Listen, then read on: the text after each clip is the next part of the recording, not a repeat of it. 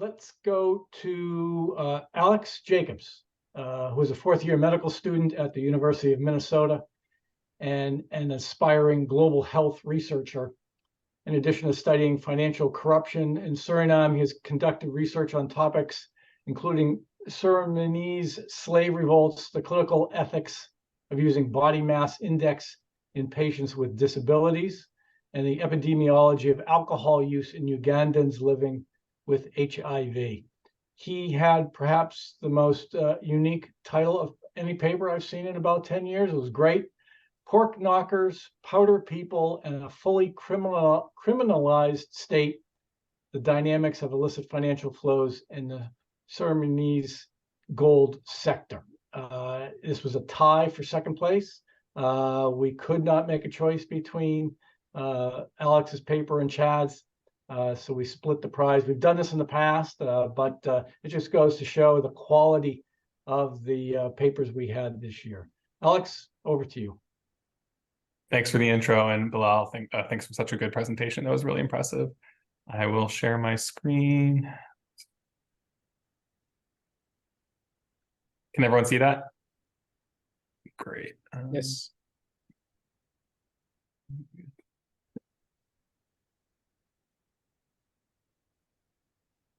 Okay, so my presentation is on the dynamics of illicit financial flows in the Surinamese gold sector. And my goal here is to kind of give you just a really broad overview of the topic. And if there's any more interest, you can always turn to my paper or other resources on the topic. And really, I just want to convince everyone of the challenges of illicit financial flows in Suriname, how they lead to corruption, and how those are enabled by gold as a resource. A little bit about me. I'm a fourth-year medical student, and I have a family from Suriname, which is how I come to this topic. I am not an economic researcher by any means. So some background. Suriname is this tiny country in green here. It's the smallest sovereign country in South America with a population of about 600,000. It is characterized by overwhelmingly covered in Amazonian rainforest, making it one of only 3 countries, I think, in the world with net zero emissions. It is super isolated from the rest of the continent by that rainforest, but it's also isolated linguistically and culturally. It was a Dutch colony until 1975. So the official language is Dutch, though they also speak a lingua franca known as Tongo, or Surinamese tongue, or Taki-Taki. It's like a Creole language. There's many other languages that are spoken too, because it's quite ethnically diverse with a lot of South Indian, West African, Javanese, Chinese, and native Amerindian peoples there as well. So you have this whole agglomeration of people, none of whom really reflect the population of the rest of the continent, leading to a certain amount of isolation. Its economy is quite small by global terms. It has a GDP of $3.5 billion, and per capita, that puts it as an upper middle income country with a GDP of $5,500 per citizen. It is overwhelmingly dominated economically by gold, which constitutes 80% of its export value. And is also an economy, not for related reasons, it's an economy that's quite unstable. Often there's inflation reaching into the double digits, sometimes into the triple digits, as well as supply shocks. And you have, it's not uncommon for there to be, rolling power outages and loss of, medical supplies and things of that nature. For all those challenges, it's super beautiful. You should all go. This is the classic interior scene here on the left. The rainforest is really one of the greatest resources that I would say the greatest resource Suriname has. On the right here is the largest wooden structure in the Western Hemisphere, which is the Basilica in Paramaribo, the capital.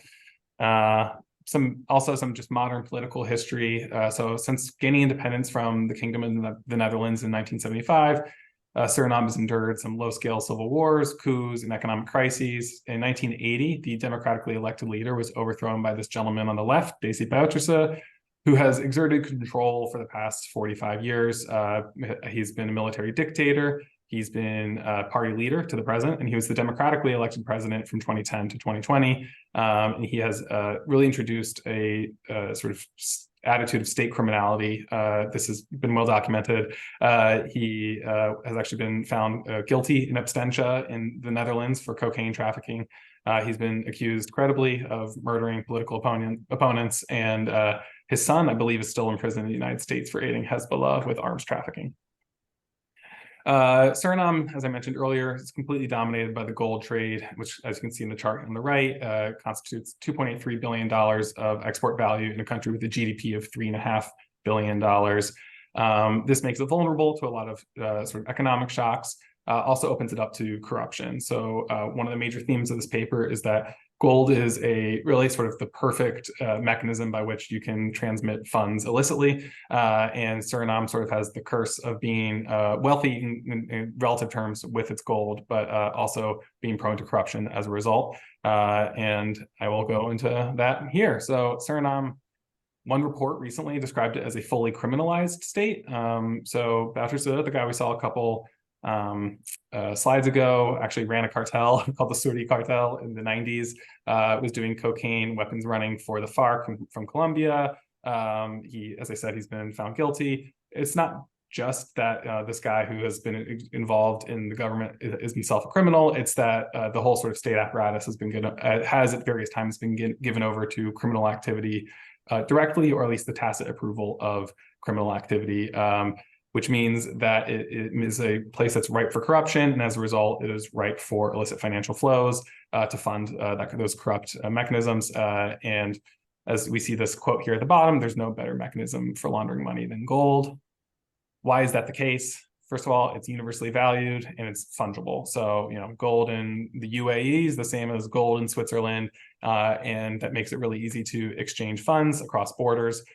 In addition to that, one thing that was really interesting for me to learn in this project is that gold doesn't even need to physically exist to be invoked on invoices, to be used as a cover for moving funds from one place to another. So in a place like Suriname, where there's really lax regulation, where there's a lot of illegal gold mining going on, it's like totally possible, and is in fact very common, for actors to come in, say that they're exchanging gold when really they're just moving money from one party to another. And it's really difficult to do in accounting because gold is so difficult to trace.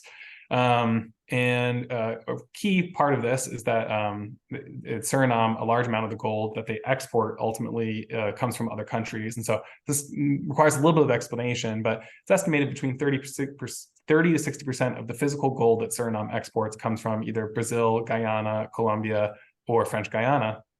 And now you might ask, why do they bring the gold into Suriname to move it out? But that's because it's a way for them to launder, sort of illegally mined gold to move gold that is used for the transactions in drugs and weapons, and also take advantage of what is often Suriname's lower royalty rate. So whether or not they pay taxes, they will actually get a benefit. So there's a lot of reasons that the gold trade flourishes illegally in Suriname. Now, quantifying the illicit financial flows related to gold is really challenging. I think actually Bilal kind of talked about this in his presentation. When you're talking about like illicit flows, no one's keeping the books on this stuff. So I used a couple different ways of trying to get a rough sort of estimate of the order of magnitude of these differences, of these flows in my paper. So first, one of the estimates I made, I took a GFI estimate that did a country report in Suriname and said that total criminal proceeds of in Suriname are about 2 to 5% of GDP, which, in terms of, say, the United States, that would be the hundreds of billions of dollars in the US. So in Suriname, when you take a look at those figures more closely, and you sort of say, okay, gold is the biggest mechanism of illicit financial flows in Suriname, and then you kind of do some back the envelope math, you can come to this estimate of approximately $50 to $150 million related to gold trade in Suriname, which not a huge number, but again, this is over a denominator of a GDP of $3.5 billion. So in a small country, that's an enormous amount of money. This table at the top here requires some explanation, but it's another way of that I went about trying to estimate the scale of illicit financial flows. And there's a lot of caveats that come with this. But so Suriname's second biggest partner in the gold trade is the United Arab Emirates, after Switzerland, who's the primary partner. And UAE, and I go into the slide detail in my paper, the UAE is sort of seen as this hub for money laundering and terrorist financing. And you can see in the records of what Suriname claims to export to the UAE and what the UAE imports from Suriname, quite major discrepancies. And these discrepancies you don't see with other major trading partners, such as Switzerland or the Netherlands or the United States. And so I stole this methodology from actually the United Nations Development Program. I didn't initiate this methodology, but what you can do is you can look at these dollar differences and see, okay, the UAE is importing in 2018, importing 100 million more dollars of gold than Suriname is claiming to export. So what makes up that difference?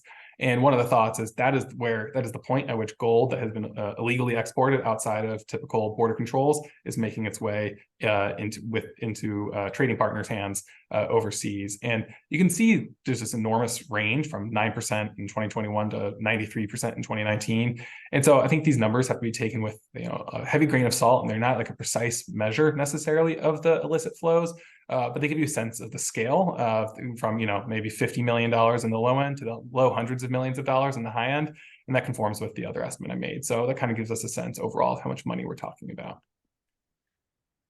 Now, moving on to what are some of Suriname's institutional weaknesses that make it really vulnerable to the challenge of illicit financial flows in the gold sector. So one of them is that it has a weak domestic financial system.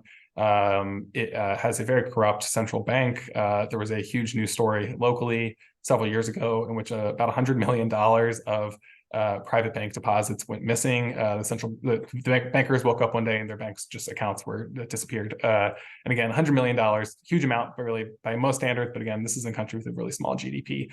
And so there's just this blatant corruption that occurs at every level. And this corruption feeds a lot of local currency volatility, which in turn pushes consumers to an informal economy, into gold bartering. And then that in turn pushes people into sort of seeking out gold. And so what you have is a lot of like this flourishing black market economy, and a lot of stuff just happens off the books. I've had the personal experience of really only being able to pay for things with US dollars when in Suriname because there's such low trust in the currency. And this low trust environment creates some political and economic harms related to IFFs in the gold sector. So there's erosion of state capacity and national sovereignty. What I mean by that is when you have international actors, often transnational organized criminal groups who are able to work with the government to move funds illicitly through the country using gold as their means, what that does is it gives a lot of power to groups like the FARC or other sort of like drug groups in Latin America over the local government, and also makes the Surinamese government subservient to their neighbors who are engaged in similar practices. And this also leads to a loss of money economically. So, if Suriname were able to police the gold sector more strongly, they would benefit from having revenues from their gold royalty.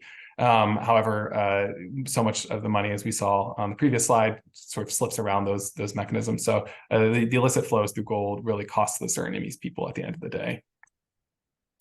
Here's a quote I think sums up the present situation. So in 2020, we got a new president, Santoki. And this is referencing him, he was elected initially as someone who's seen as like anti-corruption.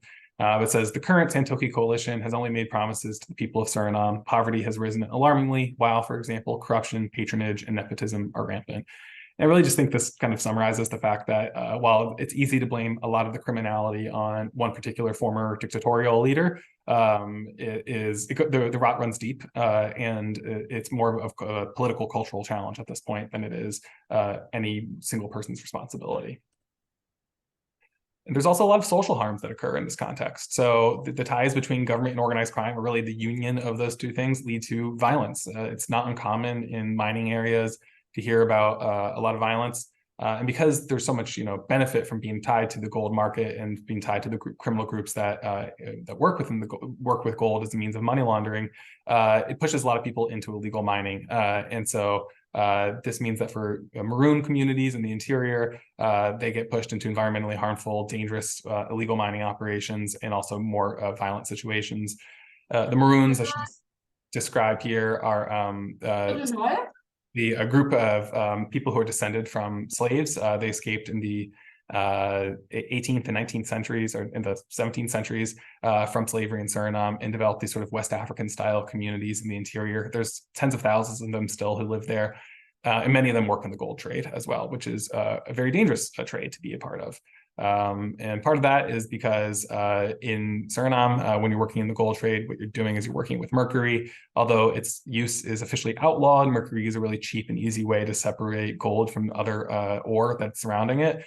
And this causes massive environmental harm. It's estimated that 2/3 of Surinamese individuals are living within a watershed that is exposing them to unsafe levels of mercury in their drinking water.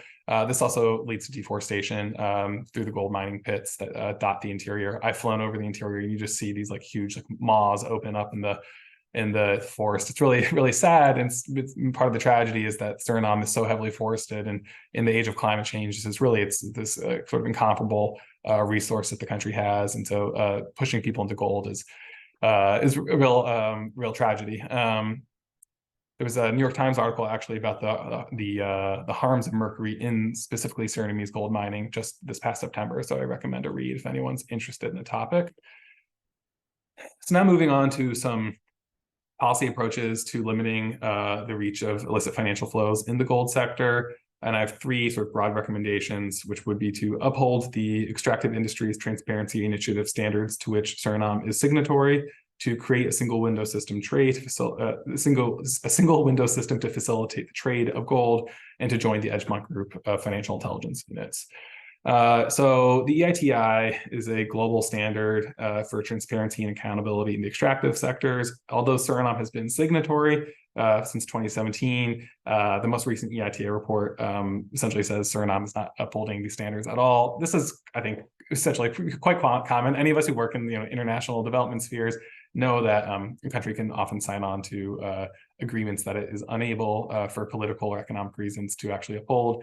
And so my first recommendation paper is to sort of actually put an emphasis on these standards, because at this point it's just lip service from the government, and there's no emphasis on either forcing legal mining operators to account for where their gold goes to, or to control illegal gold mining and account for those flows as well.